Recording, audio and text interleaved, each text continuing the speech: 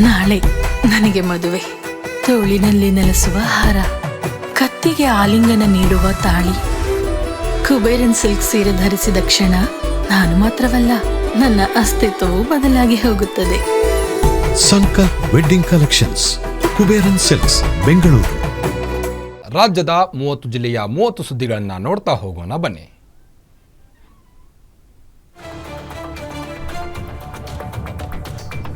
ಕೂಲಿ ಹಣ ನೀಡಿಲ್ಲ ಎಂದು ಸಲಾಕೆಯಿಂದ ಹೊಡೆದು ವ್ಯಕ್ತಿ ಕೊಲೆಗೈದಿದ್ದಾರೆ. ಉತ್ತರ ಕನ್ನಡ ಜಿಲ್ಲೆಯ ಶಿರ್ಸಿ ತಾಲೂಕಿನ ಕಮಾಟಗೇರಿಯಲ್ಲಿ ಈ ಒಂದು ಘಟನೆ ಸಂಭವಿಸಿದೆ.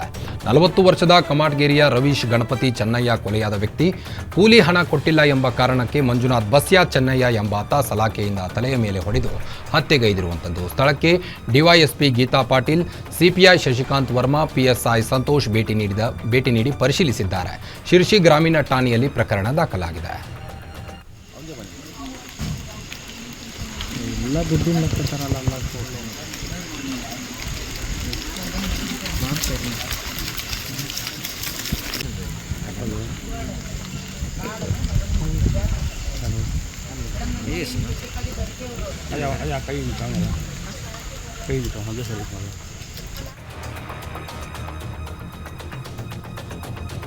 ಮದುವೆಯಾಗಲ್ಲ ಹೆಣ್ಣು ಸಿಗದ ಕಾರಣ ಇಬ್ಬರು ವ್ಯಕ್ತಿಗಳು ಪ್ರತ್ಯೇಕ ಆತ್ಮಹತ್ಯೆ ಮಾಡಿಕೊಂಡ ಘಟನೆ ನೆಲಮಂಗಲದಲ್ಲಿ ನಡೆದಿರುವಂಥದ್ದು. 44 ವರ್ಷದ ಲಿಂಬೇನಹಳ್ಳಿ ಗ್ರಾಮದ ಮಂಜುನಾಥ್ ಹಾಗೂ 41 ವರ್ಷದ ಹನುಮಂತರಾಜು ಆತ್ಮಹತ್ಯೆ ಮಾಡಿಕೊಂಡ ವ್ಯಕ್ತಿಗಳು.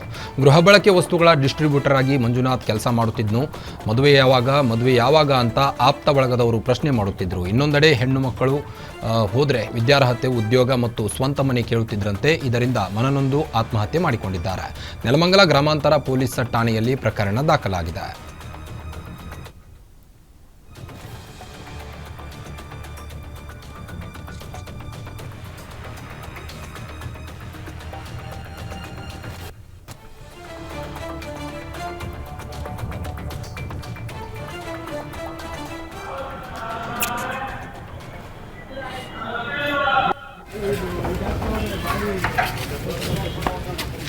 ಅಲ್ಲಿ ಲಿಕ್ಟಿವ್ ಸರ್ ಹೊಡ್ಕೋತಾರೆ.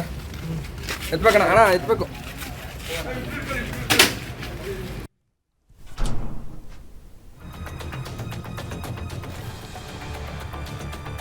ಲಂಚ ಪಡೆಯುವ ವೇಳೆ ಡಿಎಚ್ಒ ಕಚೇರಿ ಅಧಿಕಾರಿ ಲೋಕಾಬಲಿಗೆ ಬಿದ್ದಿದ್ದಾರೆ. ಲೋಕಾಯುಕ್ತ ಡಿವೈಎಸ್ಪಿ ಹನುಮಂತ ರಾಯ್ ನೇತೃತ್ವದಲ್ಲಿ ದಾಳಿ ನಡೆದಿದ್ದು, ಬೀದರ್ನ ಜಿಲ್ಲಾ ಆರೋಗ್ಯ ಮತ್ತು ಕುಟುಂಬ ಕಲ್ಯಾಣ ಕಚೇರಿಯಲ್ಲಿ ಎಚ್ಐಒ ಆಗಿರೋ ಕ್ರಿಸ್ತದಾಸ್ 5,000 ರೂಪಾಯಿ ಲಂಚ ಪಡೆಯುವ ವೇಳೆ ರೆಡ್ ಹ್ಯಾಂಡ್ ಆಗಿ ಸಿಕ್ಕಿಬಿದ್ದಿದ್ದಾರೆ. ಪೆಟ್ರೋಲ್ ಬಂಕ್ಗೆ ಎನ್ಒಸಿ ಕೊಡಲು 5,000ಕ್ಕೆ ಲಂಚ ಬೇಡಿಕೆ ಇಟ್ಟಿದ್ರು. ಇವತ್ತು ಹಣ ಕೊಡುವ ವೇಳೆ ಲೋಕಾಯುಕ್ತ ಬಲಿಗೆ ಅಧಿಕಾರಿಗಳು ಬಿದ್ದಿದ್ದಾರೆ.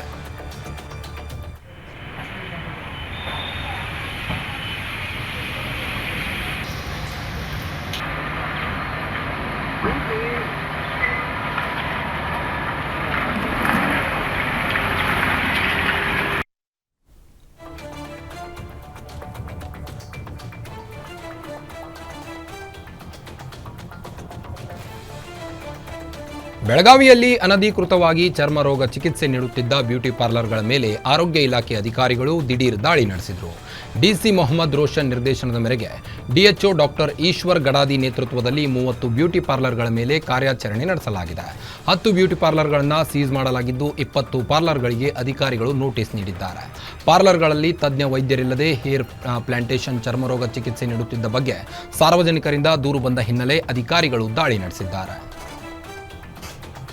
Where I used to live in Radio Complex, they had come. You have another branch in Radio Complex? No, I don't have. Okay. Anything issues, sir, regarding this? Yeah, we'll see. This was during my classes. Okay, shall I take this? Yeah, I you will can. give you.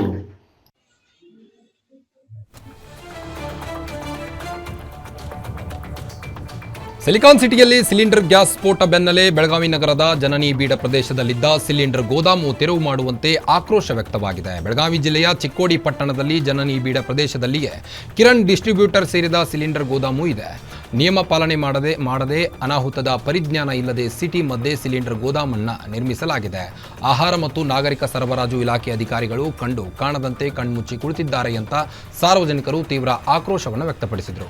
Chikkodi Janani ಬೀಡ ಪ್ರದೇಶದಲ್ಲಿರೋ gas cylinder ಗೋದಾಮನ್ನು ಸ್ಥಳಾಂತರಿಸಬೇಕು, ಇಲ್ಲವೇ ಅವರ licence ರದ್ದುಗೊಳಿಸಬೇಕು ಅಂತ ಸಾರ್ವಜನಿಕರು ಆಗ್ರಹಿಸಿದರು. ಶಾಲಾ college ಅಕ್ಕಪಕ್ಕ ಗೋಡೌನ್ಗಳು ಅದಾವು. ಅವು ಗೋಡೌನ್ಗಳ ಹಿಂಗೆ ಇರಬಾರ್ದು ಕಾನೂನು ಐತಿ. ಊರವರೆಗೆ ಗೋಡೌನ್ಗಳು ಮಾಡ್ಬೇಕು. ಜನರು ಇಲ್ಲದ ಜಾಗದಾಗ ಗೋಡೌನ್ಗಳು ಮಾಡಬೇಕು. ಅದು ಎಷ್ಟೋ ದಶಕಗಳಿಂದ ಇಲ್ಲಿ ಅದಾವ. ಪ್ರಭಾವ ಬೆಳೆಸಿ ಅವ್ರಂತ ತೆಗೆಕ್ತಾ ಇರ್ತಾರೆ.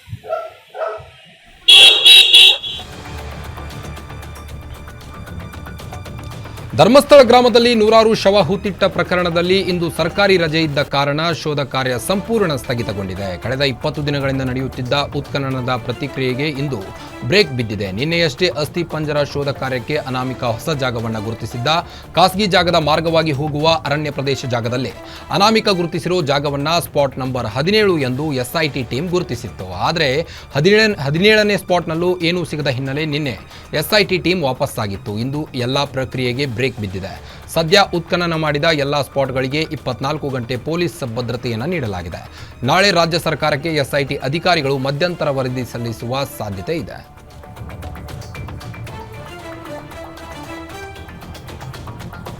ಧರ್ಮಸ್ಥಳದಲ್ಲಿ ಶವ ಹೂತಿಟ್ಟ ವಿಚಾರಕ್ಕೆ ಸಚಿವ ಡಿ ಸುಧಾಕರ್ ಪ್ರತಿಕ್ರಿಯಿಸಿದ್ದಾರೆ. ಚಿತ್ರದುರ್ಗದಲ್ಲಿ ಮಾತನಾಡಿದ ಅವರು, ಧರ್ಮಸ್ಥಳದ ಸಾವುಗಳ ಕೇಸ್ ತನಿಖೆ ದಿಕ್ಕು ತಪ್ಪಿಲ್ಲ. ಈ ಕೇಸ್ ವಿಚಾರದಲ್ಲಿ ಡಿಸಿಎಂ ಡಿಕೆಶಿ ಷಡ್ಯಂತರ ಎಂದಿದ್ದಾರೆ.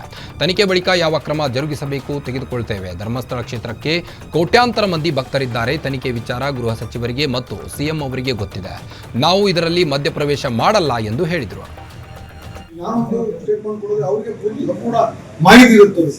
ತನಿಖೆ ಏನು ನಡೀತದೆ ಅನ್ನೋದು ಅವರೊಬ್ಬರಿಗೆ ಗೊತ್ತಿಲ್ಲ, ಮುಖ್ಯಮಂತ್ರಿಗಳಿಗೆ ಗೊತ್ತಿರುತ್ತೆ. ನಾನು ಅದರಲ್ಲಿ ವಿಚಾರ ಗೊತ್ತಿಲ್ಲದೆ ಮಾತಾಡೋದು. ಮುಖ್ಯಮಂತ್ರಿಗಳು ಬಹಳ ಸ್ಪಷ್ಟವಾಗಿ ಅಸೆಂಬ್ಲಿಯಲ್ಲಿ ಹೇಳಿದ್ದಾರೆ, ನಾವು ಯಾವುದೇ ಒತ್ತಡಕ್ಕೆ ಮಣಿದಿಲ್ಲ, ಯಾವುದೇ ಒತ್ತಡಕ್ಕೆ ಮಣಿಯೋದಿಲ್ಲ ಅಂತ ಮುಖ್ಯಮಂತ್ರಿಗಳು ಬಹಳ ಕ್ಲಿಯರ್ ಆಗಿ ಸ್ಟೇಟ್ಮೆಂಟ್ ಕೊಡ್ತಾರೆ.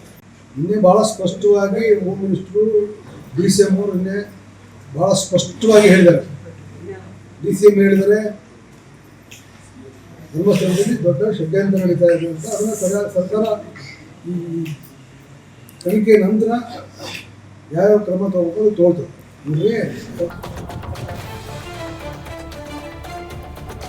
ಧರ್ಮಸ್ಥಳ ಎಸ್ಐಟಿ ತನಿಖೆಯೊಂದು ಸರ್ಕಾರದ ಷಡ್ಯಂತ್ರ ಎಂಬ ಬಿಜೆಪಿ ಆರೋಪದ ವಿಚಾರಕ್ಕೆ ಬಾಗಲಕೋಟೆಯಲ್ಲಿ ಅಬಕಾರಿ ಸಚಿವ ತಿಮ್ಮಾಪುರ್ ಪ್ರತಿಕ್ರಿಯಿಸಿದ್ದಾರೆ. ಧರ್ಮಸ್ಥಳಕ್ಕೆ ಧಕ್ಕೆಯಾಗದ ರೀತಿಯಲ್ಲಿ ಎಸ್ಐಟಿ ಕೆಲಸ ಮಾಡಿದೆ. ಧರ್ಮಸ್ಥಳ ಆರೋಪ ವಿಚಾರ ಬಂದಾಗ ಎದುರಿಸುವ ಕೆಲಸ ಸರ್ಕಾರ ಮಾಡಬೇಕಾಗುತ್ತೆ. ಪ್ರಕರಣದಲ್ಲಿ ಯಾರದು ತಪ್ಪು ಎನ್ನುವಂತ ತನಿಖೆ ನಡೆಯುತ್ತಿದೆ. ಧರ್ಮಸ್ಥಳಕ್ಕೆ ಯಾವುದೇ ಕೆಟ್ಟ ಹೆಸರು ಬರದ ರೀತಿಯಲ್ಲಿ ಎಸ್ಐಟಿ ನಡೆದುಕೊಳ್ಳುತ್ತಿದೆ ಅಂತ ಹೇಳಿದರು.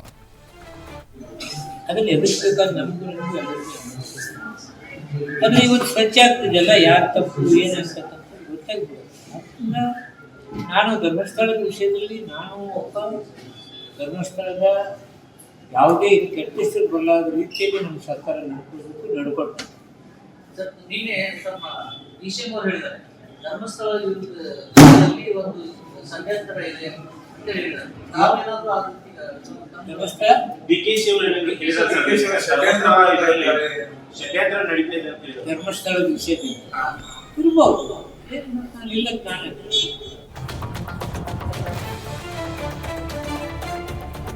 ಧರ್ಮಸ್ಥಳದಲ್ಲಿ ಶವ ಹೂತಿಟ್ಟ ವಿಚಾರಕ್ಕೆ ಸಚಿವ ಬೈರತಿ ಸುರೇಶ್ ಪ್ರತಿಕ್ರಿಯೆ ನೀಡಿದ್ದಾರೆ. ಕೋಲಾರದಲ್ಲಿ ಮಾತನಾಡಿದ ಅವರು, ನಾನು ಕೂಡ ಮಂಜುನಾಥ ಸ್ವಾಮಿಯ ಭಕ್ತ. ನಾವೆಲ್ಲರೂ ಧರ್ಮಸ್ಥಳದ ಆರಾಧಕರು. ಒಂದು ಆಪಾದನೆ ಇತ್ತು, ಅದರಿಂದ ಎಸ್ಐಟಿ ರಚನೆಯಾಗಿದೆ. ನಾವೆಲ್ಲರೂ ಬಿಜೆಪಿಗಿಂತ 10 ಪಟ್ಟು ಭಕ್ತಿ ಇರುವವರು. ಈ ಪ್ರಕರಣ ಕ್ಲಿಯರ್ ಆಗಬೇಕು ಎಂದೇ ಎಸ್ಐಟಿ ರಚನೆಯಾಗಿದೆ ಎಂದು ಹೇಳಿದರು. ಅವರನ್ನು ಆರಾಧಿಸೋದು, ಅದರಿಂದ ಧರ್ಮಸ್ಥಳದ ಬಗ್ಗೆ ನಮಗೂ ಭಕ್ತಿ ಇದೆ, ಪ್ರೀತಿ ಇದೆ, ಆಸಕ್ತಿ ಇದೆ. ಈ ಕೇಸ್ ಕ್ಲಿಯರ್ ಆಗಬೇಕು ಅಂತಲೇ ಇದನ್ನು SIT ಮಾಡಿ ಈಗ ನೀತಿ ನಿಜಾಯಿತಿ ಬರ್ತದಲ್ಲ, ಯಾವುದು ಸುಳ್ಳು ಯಾವುದು ತಪ್ಪು ಅಂತೇಳಿ ಆಗ್ತದೆ. ಅದನ್ನು ರಾಜಕೀಯ ಮಾಡಕ್ಕೆ ಕೊಟ್ಟಿರೋರು ನೋಡ್ರಿ, BJPಯವ್ರದ್ದು ಇದೇ ಕಥೆ ಆಯ್ತು. ಜಾತಿ ಜನಾಂಗಗಳ ಮಧ್ಯದಲ್ಲಿ ತಂದಿಡೋದು, ದೇವಸ್ಥಾನ ಮಸೀದಿ ಚರ್ಚು ಅಂತ ತಂದಿಡೋದು, ಇವನ್ನೆಲ್ಲ ಮೀರಿ ನಾವೆಲ್ಲರೂ ಭಾರತೀಯರು ಅಂತ ಯಾವತ್ತೂ ಅವ್ರ ಬಾಯಲ್ಲಿ ಬರ್ತದೋ ಅವತ್ತು BJP ಪಕ್ಷ ಉದ್ಧಾರ ಆಗ್ತದೆ ಅನ್ನೋದು ನಮ್ಮ ಭಾವನೆ. ಈ ಇನ್ವೆಸ್ಟಿಗೇಷನ್ ಅಲ್ಲಿ ಈಚೆ ಬರ್ತದಲ್ಲ, ಯಾರು ಹೌದ್ರಿ, ಈಗ ಅವ್ರು ಯಾರೋ ವ್ಯಕ್ತಿ ಇದಾರಲ್ಲ, ಅವ್ರು ಯಾರು ಅಂತ ಕಂಡುಹಿಡಿತೀವಿ. ಈಗ ಇದರಿಂದ ಷಡ್ಯಂತ್ರ ಏನಿದೆ ಅಂತ ಕಂಡುಹಿಡಿತೀವಿ. ಈಗ ಅದನ್ನ ಕಾಂಗ್ರೆಸ್ ಸರ್ಕಾರ ಮಾಡ್ತು, ಇನ್ನೊಂದು ಸರ್ಕಾರ ಮಾಡ್ತು ಅನ್ನೋದಲ್ಲ.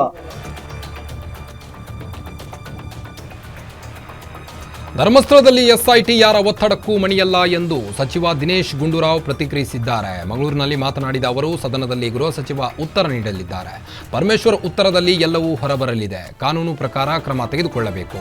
ಒಳ್ಳೆ ತನಿಖೆ ಮಾಡಿದ್ರಿಂದ ಯಾರಿಗೂ ಅನುಮಾನ ಇಲ್ಲ. ಜನರ ಮುಂದೆ ಸತ್ಯಾಂಶ ಇಡುತ್ತೇವೆ, ಅದು ಮುಖ್ಯ. ಪೊಲೀಸರು ಜವಾಬ್ದಾರಿಯುತವಾಗಿ ನಡೆದುಕೊಂಡಿದ್ದಾರೆ ಎಂದು ಹೇಳಿದರು. ಹೋಗೋದಿಲ್ಲ, ಸೋಮವಾರ ಉತ್ತರ ಕೊಡ್ತಾರೆ. ಆದ್ರೆ ನಮ್ಮ ಉದ್ದೇಶ ನಿಜಾಂಶ, ಸತ್ಯ ಹೊರಗೆ ಬರಬೇಕು. ಯಾವುದೇ ಆಪಾದನೆ ಇದ್ರೆ ಅದನ್ನ ಯಾವ ರೀತಿಯಾಗಿ ಅದಕ್ಕೆ ತನಿಖೆ ಆಗಬೇಕಾಗಿದೆ ಅದನ್ನೆಲ್ಲ ಅವ್ರು ಮಾಡಿದ್ದಾರೆ, ಮಾಡುತ್ತಾ ಇದ್ದಾರೆ. ಮುಂದೆ ಏನ್ ಮಾಡ್ಬೇಕು ಅಂತ ಕೂಡ ತೀರ್ಮಾನ ಮಾಡ್ತಾರೆ.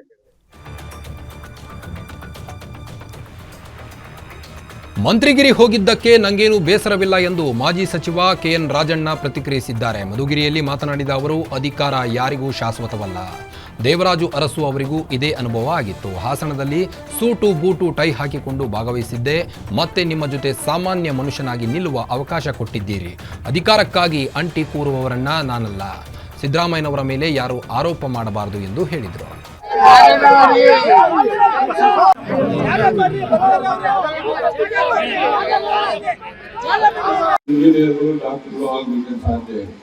ಈ ರೀತಿಯ ಸುಧಾರಣೆಗಳನ್ನು ತರ್ತಕ್ಕಂಥ ಮಹಾನ್ ವ್ಯಕ್ತಿಗಳ ಅಧಿಕಾರವನ್ನು ಆ ರೀತಿ ಹೋದಾಗ ನನಗೆ ಯಾವ ಮಂತ್ರಿಗಳು ಓದಿದ್ದು ನಮ್ಗೆ ಯಾವುದೇ ರೀತಿಯ ಬೇಸರ ಇಲ್ಲ.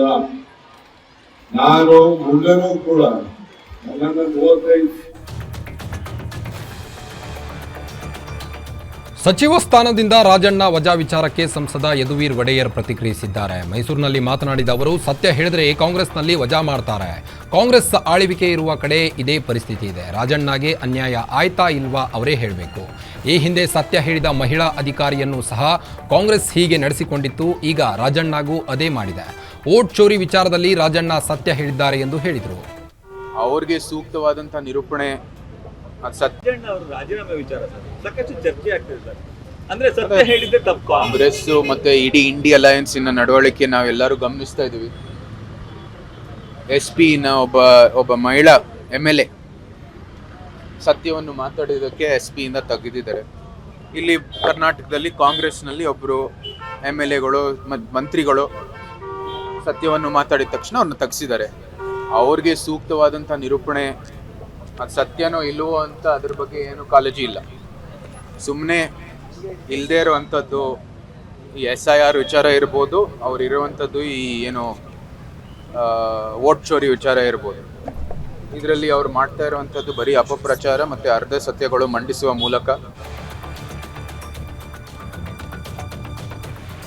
16 ಕೆಜಿ ಬೆಳ್ಳಿ ಡಕಾಯಿತಿ ನಡೆದ ಪ್ರಕರಣವನ್ನು ಭೇದಿಸುವಲ್ಲಿ ಮೈಸೂರು ಪೊಲೀಸರು ಯಶಸ್ವಿಯಾಗಿದ್ದಾರೆ. ಭದ್ರತಾ ಸಿಬ್ಬಂದಿಯನ್ನು ಕಟ್ಟಿಹಾಕಿ ಕದಿಮರು 16 ಕೆಜಿ ಬೆಳ್ಳಿ ಡಕಾಯಿತಿ ಮಾಡಿದ್ರು. ಬೆಳ್ಳಿ ಪದಾರ್ಥ ಕಳೆದುಕೊಂಡಿದ್ದ ಮಾಲೀಕರ ಬಳಿ ಗುಜರಾತ್ ಮೂಲದ ವ್ಯಕ್ತಿ ವಾಹನ ಚಾಲಕನಾಗಿದ್ದನು. ಆತನ ನೆರವಿನೊಂದಿಗೆ ಬೆಳ್ಳಿಯ ಪದಾರ್ಥ ದೋಚಿಕೊಂಡು ಡಕಾಯಿತರು ಪರಾರಿಯಾಗಿದ್ರು. ಸಾಲದ ಸುಳಿಗೆ ಸಿಲುಕಿದ್ದ ಡ್ರೈವರ್ ಗುಜರಾತ್ನ ನಟೋರಿಯಸ್ ಕ್ರಿಮಿನಲ್ ಅನ್ನು ಸಂಪರ್ಕಿಸಿರುವ ಸಂಗತಿ ಪೊಲೀಸರ ತನಿಖೆಯ ವೇಳೆ ಬೆಳಕಿಗೆ ಬಂದಿದೆ. ವೈಜ್ಞಾನಿಕ ಮಾದರಿಯಲ್ಲಿ ಸಾಕ್ಷ್ಯಗಳನ್ನು ಸಂಗ್ರಹಿಸಿ ಆರೋಪಿಗಳನ್ನು ಪತ್ತೆ ಹಚ್ಚಿದ್ದಾರೆ. ಕೇಸ್ನಲ್ಲಿ ಭಾಗಿಯಾಗಿದ್ದ ಒಟ್ಟು 7 ಆರೋಪಿಗಳನ್ನು ವಶಕ್ಕೆ ಪಡೆಯುವಲ್ಲಿ ಮೈಸೂರು ಪೊಲೀಸರು ಯಶಸ್ವಿಯಾಗಿದ್ದಾರೆ.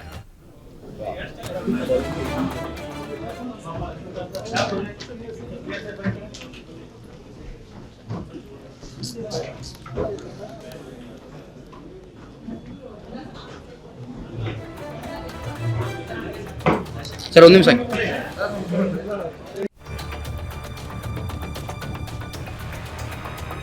ದೇವದಾಸಿಯರಿಗೆ ವಿಕಲಚೇತನರಿಗೆ ಸಮರ್ಪಕ ಹಕ್ಕು ಪತ್ರ ನೀಡದ ಹಿನ್ನೆಲೆ ಬಾಗಲಕೋಟೆಯಲ್ಲಿ DSS ಕಾರ್ಯಕರ್ತರಿಂದ ಪ್ರತಿಭಟನೆ ನಡೆಸಲಾಯಿತು. ನವನಗರ DSS ಕಚೇರಿಯಿಂದ ಪ್ರತಿಭಟನಾ ಮೆರವಣಿಗೆ ಮಾಡಿ BTDA ಅಧ್ಯಕ್ಷ HY ಮೇಟಿ ಮನೆ ಮುಂದೆ ಪ್ರತಿಭಟನೆ ನಡೆಸಿದರು. ಆಲಮಟ್ಟಿ ಸಂತ್ರಸ್ತರಾಗಿರುವ ವಿಕಲಚೇತನರು, ಸಫಾಯಿ ಕರ್ಮಚಾರಿಗಳು ದೇವದಾಸಿಯರಿಗೆ ಹಕ್ಕು ಪತ್ರ ನೀಡದ ಹಿನ್ನೆಲೆ ಕಾರ್ಯಕರ್ತರು ಆಕ್ರೋಶವನ್ನು ಹೊರಹಾಕಿದರು. 20 ವರ್ಷ ಕಳೆದರೂ ಎಷ್ಟೋ ಜನ ಸಂತ್ರಸ್ತರಿಗೆ ಹಕ್ಕು ಪತ್ರ ಸಿಕ್ಕಿಲ್ಲ. ಕೂಡಲೇ ಹಕ್ಕು ಪತ್ರ ನೀಡಬೇಕು, ಇಲ್ಲದಿದ್ದರೆ ಮುಂದೆ ಉಗ್ರ ಹೋರಾಟದ ಎಚ್ಚರಿಕೆಯನ್ನು ನೀಡಿದ್ದಾರೆ.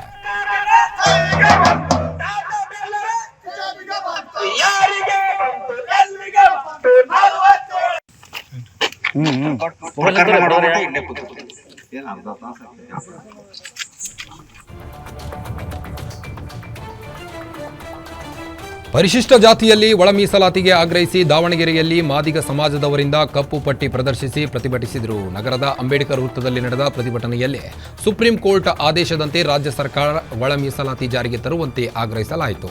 ಒಳ ಮೀಸಲಾತಿ ಜಾರಿಗೆ ಉದ್ದೇಶಪೂರ್ವಕವಾಗಿ ರಾಜ್ಯ ಸರ್ಕಾರ ವಿಳಂಬ ಮಾಡುತ್ತಿದೆ. ಈಗ ಸ್ವತಃ ಸುಪ್ರೀಂ ಕೋರ್ಟ್ ಕೂಡ ಆದೇಶಿಸಿದೆ. ಕಳೆದ 30 ವರ್ಷಗಳಿಂದ ನಿರಂತರವಾಗಿ ಮದಿಗ ಸಮಾಜಕ್ಕೆ ಒಳ ಮೀಸಲಾತಿಗಾಗಿ ಹೋರಾಟ ನಡೆಯುತ್ತಿದೆ. ಇದೇ ರೀತಿಯಾದರೆ ನಾವು ಉಗ್ರ ಹೋರಾಟಕ್ಕೆ ಕರೆ ನೀಡಬೇಕಾಗುತ್ತದೆ ಎಂದು ಹೋರಾಟಗಾರರು ಎಚ್ಚರಿಕೆ ನೀಡಿದರು.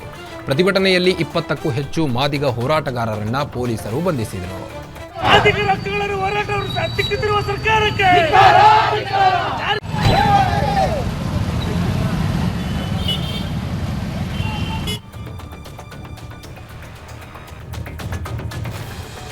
ಮಗುವಿಗೆ ಜನ್ಮ ನೀಡಿ ಆಸ್ಪತ್ರೆಯಲ್ಲೇ ಮಗು ಬಿಟ್ಟು ತಾಯಿ ಪರಾರಿಯಾಗಿದ್ದಾರೆ. ಚಿತ್ರದುರ್ಗ ಜಿಲ್ಲಾಸ್ಪತ್ರೆಯಲ್ಲಿ ಘಟನೆ ಸಂಭವಿಸಿದ್ದು, ನಾಯಕನಹಟ್ಟಿ ಪಟ್ಟಣದ ನಾಗಮ್ಮ ಮಗುವನ್ನ ಬಿಟ್ಟು ಹೋದ ತಾಯಿ. ನಾಗಮ್ಮ ಅವಿವಾಹಿತೆ ಆದರೂ ಮಗುವಿಗೆ ಜನ್ಮ ಕೊಟ್ಟಿದ್ರು. ನಿನ್ನೆ ಆರೋಗ್ಯದ ಸಮಸ್ಯೆಯಿಂದ ಆಸ್ಪತ್ರೆಗೆ ಬರುವಷ್ಟರಲ್ಲೇ ನಾಗಮ್ಮ ಆಂಬ್ಯುಲೆನ್ಸ್ನಲ್ಲೇ ಹೆರಿಗೆಯಾಗಿತ್ತು. ಹೆರಿಗೆ ನಂತರ ಮಗುವನ್ನು ಆಸ್ಪತ್ರೆಯಲ್ಲೇ ಬಿಟ್ಟು ಪರಾರಿಯಾಗಿದ್ದಾರೆ. ಸದ್ಯ ಮಗುವಿಗೆ ಜಿಲ್ಲಾ ಆಸ್ಪತ್ರೆಯ ಐಸಿಯುನಲ್ಲಿ ಆರೈಕೆ ನೀಡಲಾಗ್ತಿದೆ. ಆಸ್ಪತ್ರೆಗೆ ನಾಯಕನಹಟ್ಟಿ ಪೊಲೀಸರು ಭೇಟಿ ನೀಡಿ ಪರಿಶೀಲನೆ ನಡೆಸಿದರು.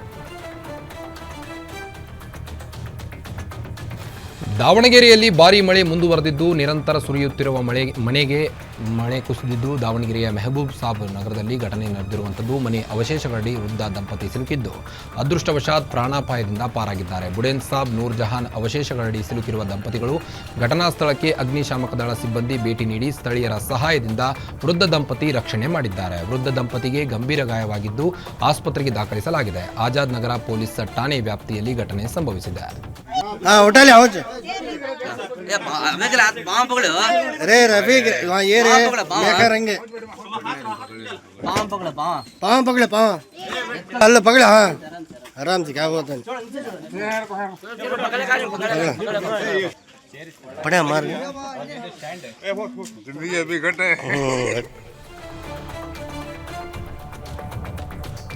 ನಿರಂತರ ಮಳೆಗೆ ಅವಾಂತರವೇ ಸೃಷ್ಟಿಯಾಗಿದೆ. ಭಾರೀ ಮಳೆಗೆ ತರಕಾರಿ ಹಾಗೂ ದಿನಬಳಕೆ ವಸ್ತುಗಳು ನೀರಿನಲ್ಲಿ ಕೊಚ್ಚಿ ಹೋಗಿವೆ. ರಾಯಚೂರಿನ ಮಾನ್ವಿ ತಾಲೂಕಿನ ಬಾಗಲವಾಡ ಸಂತೆ ಬಜಾರ್ನಲ್ಲಿ ಈ ಒಂದು ಘಟನೆ ಸಂಭವಿಸಿದೆ. ತರಕಾರಿ ಮಾರಾಟಗಾರರು ಪ್ರತಿ ಗುರುವಾರ ಬಾಗಲವಾಡದಲ್ಲಿ ತರಕಾರಿ ಸಂತೆ ಎಂದಿನಂತೆ ನಡೆಯುತ್ತದೆ. ಪಂಚಾಯಿತಿಯವರು ತೆರಿಗೆ ಕಲೆಕ್ಟ್ ಮಾಡ್ತಾರೆ, ಆದರೆ ಯಾವುದೇ ಸೌಲಭ್ಯ ಇಲ್ಲ ಎಂದು ತರಕಾರಿ ಮಾರಾಟಗಾರರು ಹಾಗೂ ವ್ಯಾಪಾರಿಗಳು ಅಧಿಕಾರಿಗಳ ವಿರುದ್ಧ ಆಕ್ರೋಶವನ್ನು ಹೊರಹಾಕಿದರು.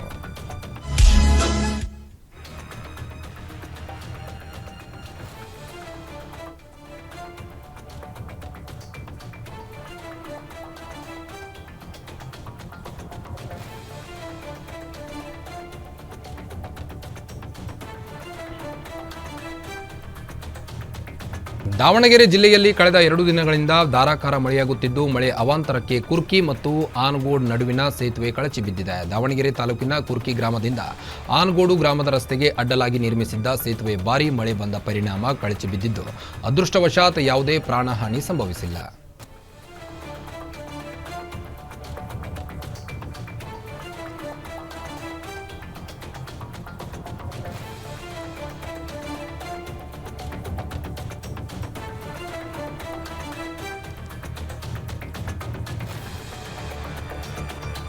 ನೆಲಮಂಗಲದಲ್ಲಿ ಭಾರೀ ಟ್ರಾಫಿಕ್ ಜಾಮ್ ಉಂಟಾಗಿದ್ದು, ವಾಹನ ಸವಾರರು ಪರದಾಡುವಂತಹ ಪರಿಸ್ಥಿತಿ ಎದುರಾಯಿತು. ಸುಮಾರು 5 ಕಿಲೋಮೀಟರ್ವರೆಗೂ ರಾಷ್ಟ್ರೀಯ ಹೆದ್ದಾರಿ 48 ಹಾಗೂ 75ರಲ್ಲಿ ಹೆದ್ದಾರಿ ಜಾಮ್ ಆಗಿದ್ದು, ಆಂಬ್ಯುಲೆನ್ಸ್ ಸಿಲುಕಿ ವಾಹನ ಸವಾರರು ನರಕ ಅನುಭವಿಸುವ ಪರಿಸ್ಥಿತಿ ಎದುರಾಯಿತು. ಕೆಲಕಾಲ ವಾಹನ ಸವಾರರು ಪರದಾಡಿದ್ದು, ಟ್ರಾಫಿಕ್ ನಿಯಂತ್ರಣ ಚದುರಿಸಲು ಸಂಚಾರಿ ಪೊಲೀಸ್ ಹರಸಾಹಸವನ್ನು ಪಟ್ಟಿದ್ದಾರೆ.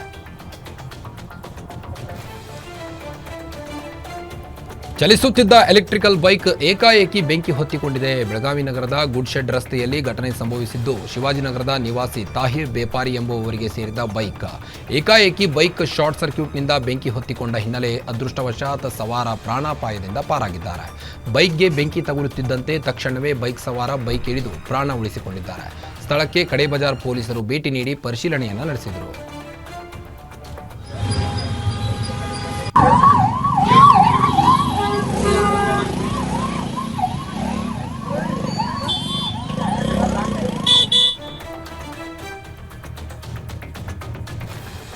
ನಿತ್ರಾಣಗೊಂಡು ಬಿದ್ದಿರುವ ಹುಲಿ ಪತ್ತೆಯಾಗಿದೆ. ಮೈಸೂರಿನ ಬಂಡೀಪುರ ಕುಂದುಕೆರೆ ವಲಯದಲ್ಲಿ ಘಟನೆ ಸಂಭವಿಸಿದ್ದು, ಟೆರಿಟರಿಯಲ್ಲಿ ಫೈಟಿಂಗ್ ನಡೆದು 2 ಹುಲಿಗಳ ಕಾದಾಟವಾಗಿ ಗಾಯಗೊಂಡಿರುವ ಶಂಕೆ ವ್ಯಕ್ತವಾಗಿದೆ. ಕುಂದುಕೆರೆ ಹೆಗ್ಗಡವಾಡಿ ಗ್ರಾಮಗಳ ನಡುವೆ ಜಮೀನೊಂದರಲ್ಲಿ ಹುಲಿ ಸುಸ್ತಾಗಿ ಬಿದ್ದಿದೆ. ಹುಲಿ ಕಂಡು ಕುತೂಹಲದಿಂದ ಸ್ಥಳಕ್ಕೆ ಗ್ರಾಮಸ್ಥರು ದೌಡಾಯಿಸಿದ್ದಾರೆ.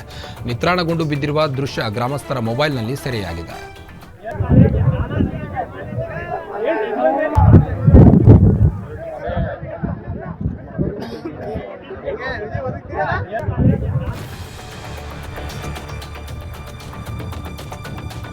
ಜೈನ ಸಮುದಾಯಕ್ಕೆ ಅವಮಾನ ಮಾಡಿರೋ ಆರೋಪದ ಹಿನ್ನೆಲೆ ಗಿರೀಶ್ ಮಟ್ಟಣ್ಣನವರ ವಿರುದ್ಧ ಎಫ್ಐಆರ್ ದಾಖಲಾಗಿದೆ. ಮಂಜುನಾಥ್ ಜಕ್ಕಣ್ಣನವರು ದೂರು ಕೊಟ್ಟ ಹಿನ್ನೆಲೆ ಧಾರವಾಡ ಗ್ರಾಮೀಣ ಠಾಣೆಯಲ್ಲಿ ಎಫ್ಐಆರ್ ದಾಖಲಾಗಿದೆ. ಜೈನರು ಕ್ರೂರಿಗಳು ಎಂದಿರೋ ಆರೋಪ ಕೇಳಿ ಬಂದಿದ್ದು, ಯೂಟ್ಯೂಬರ್ಗೆ ಗಿರೀಶ್ ನೀಡಿದ್ದ ಸಂದರ್ಶನ ಕುಡ್ಲ ರ್ಯಾಂಪೇಜ್ ಯೂಟ್ಯೂಬ್ ಚಾನೆಲ್ನಲ್ಲಿ ಪ್ರಸಾರವಾಗಿತ್ತು. ದಬ್ಬಾಳಿಕೆ ಮಾಡುವವರು ಮತಾಂಧರು ಹೊಂದಿದ್ದ ಗಿರೀಶ್. ಈ ಹಿನ್ನೆಲೆಯಲ್ಲಿ ಗಿರೀಶ್ ಮತ್ತು ಚಾನೆಲ್ ಮಾಲೀಕನ ಮೇಲೆ ಕೇಸ್ ದಾಖಲಾಗಿದೆ.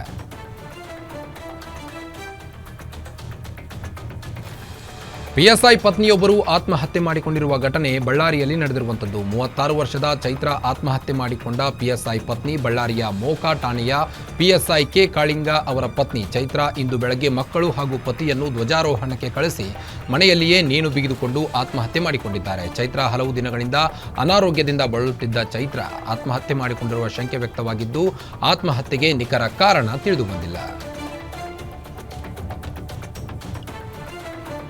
ಶಿಥಿಲಾವಸ್ಥೆಗೊಂಡಿದ್ದ ಟ್ಯಾಂಕ್ ತೆರವು ಕಾರ್ಯಾಚರಣೆ ವೇಳೆ ವಿದ್ಯುತ್ ಕಂಬದ ಮೇಲೆ ಟ್ಯಾಂಕ್ ಉರುಳಿ ಬಿದ್ದು ಅವಘಡ ಸಂಭವಿಸಿದೆ. ಚಿಕ್ಕಮಗಳೂರಿನ ಅಜ್ಜಂಪುರ ಪಟ್ಟಣ ಬುಂಕಾಬೋದಿ ರಸ್ತೆಯಲ್ಲಿ ಘಟನೆ ಸಂಭವಿಸಿದ್ದು, ಬೃಹತ್ ಓವರ್ ಹೆಡ್ ನೀರಿನ ಟ್ಯಾಂಕ್ ಅನ್ನು ಪಟ್ಟಣ ಪಂಚಾಯಿತಿಯಿಂದ ತೆರವು ಕಾರ್ಯ ನಡೆದಿತ್ತು. ಕಾರ್ಮಿಕರ ಎಡವಟ್ಟಿನಿಂದ ವಿದ್ಯುತ್ ಕಂಬದ ಮೇಲೆ ಟ್ಯಾಂಕ್ ಬಿದ್ದು ಹಲವು ವಿದ್ಯುತ್ ಕಂಬಗಳು ನೆಲಕಚ್ಚಿ ಭಾರೀ ದುರಂತವೇ ತಪ್ಪಿದೆ.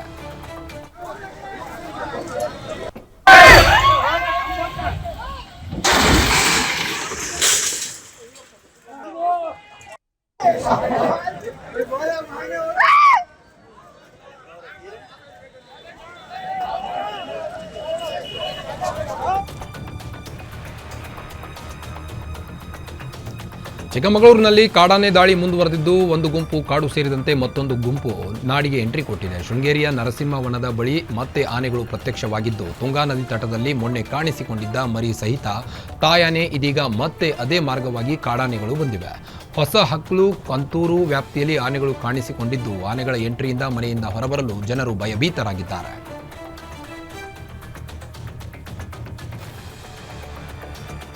ಶಿವಮೊಗ್ಗದಲ್ಲಿ ಧ್ವಜಾರೋಹಣ ವೇಳೆ ವಿದ್ಯಾರ್ಥಿನಿಯರು ಅಸ್ವಸ್ಥಗೊಂಡಿದ್ದಾರೆ. ನೆಹರು ಕ್ರೀಡಾಂಗಣದಲ್ಲಿ ರಾಷ್ಟ್ರಗೀತೆ ಹಾಡುವ ವೇಳೆ ಈ ಘಟನೆ ಸಂಭವಿಸಿದ್ದು, ಕವಾಯತು ಪರೇಡ್ ಮುಗಿದ ಬಳಿಕ ಅಸ್ವಸ್ಥರಾಗಿ ಬಿದ್ದ ವಿದ್ಯಾರ್ಥಿನಿಯರನ್ನ ಪೊಲೀಸರು ಹಾಗೂ ಪಿಟಿ ಟೀಚರ್ಸ್ ಆಸ್ಪತ್ರೆಗೆ ರವಾನಿಸಿದರು. ಎಂಎಲ್ಸಿ ಡಾಕ್ಟರ್ ಧನಂಜಯ್ ಸರ್ಜಿ ಬಾಲಕಿಯರ ಆರೋಗ್ಯವನ್ನು ವಿಚಾರಿಸಿದರು.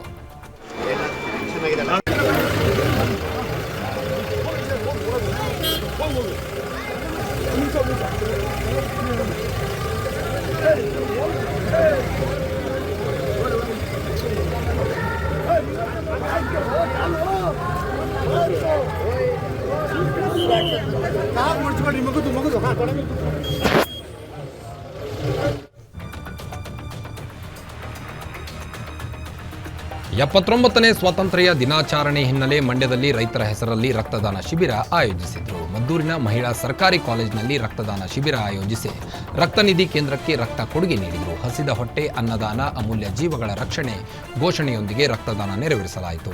ಎನ್ಕೆ ಯುವ ಬ್ರಿಗೇಡ್, ನಾಲ್ವಡಿ ಕೃಷ್ಣರಾಜ ಒಡೆಯರ್ ಅಭಿಮಾನಿಗಳ ಬಳಗ ಸೇರಿದಂತೆ ತಾಲೂಕಿನ ನಾನಾ ಸಂಘ ಸಂಸ್ಥೆಗಳು, ಯುವಕ ಮಿತ್ರರು, ರಕ್ತದಾನಿಗಳು ಒಕ್ಕೂಟದಿಂದ ಆಯೋಜಿಸಿದರು. ರಕ್ತದಾನ ಶಿಬಿರದಲ್ಲಿ ನೂರಾರು ಜನರು ರಕ್ತದಾನ ಮಾಡಿ ಮಂಡ್ಯದ ರಕ್ತ ನಿಧಿ ಕೇಂದ್ರಕ್ಕೆ ರಕ್ತ ಕೊಡುಗೆ ನೀಡಿದರು.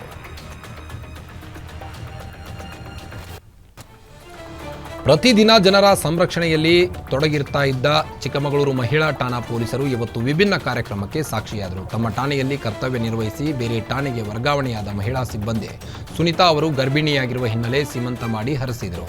ಕುಟುಂಬಸ್ಥರಂತೆ ಎಲ್ಲಾ ಬಾಗಿನ ನೀಡಿ ಪೊಲೀಸ್ ಅಧಿಕಾರಿಗಳು ಸಂಭ್ರಮಿಸಿದರು.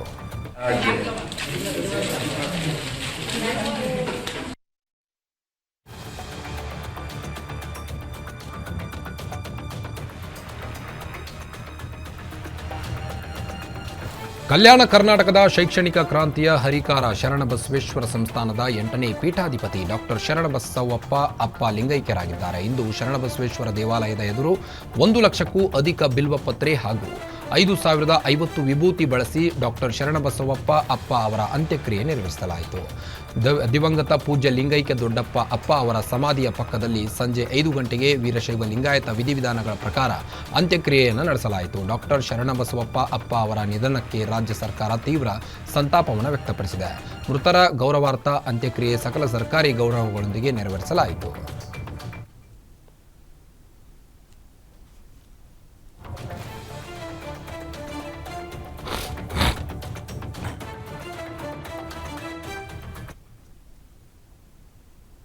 ಇದಾಗಿತ್ತು ಈ ಹೊತ್ತಿನ 30 ಜಿಲ್ಲೆಯ 30 ಸುದ್ದಿಗಳು. ಮತ್ತಷ್ಟು ಸುದ್ದಿಗಳಿಗಾಗಿ ನೋಡ್ತಾ ಇರಿ ಗ್ಯಾರಂಟಿ ನ್ಯೂಸ್. ಸುದ್ದಿ ಖಚಿತ, ನ್ಯಾಯ ನಿಶ್ಚಿತ.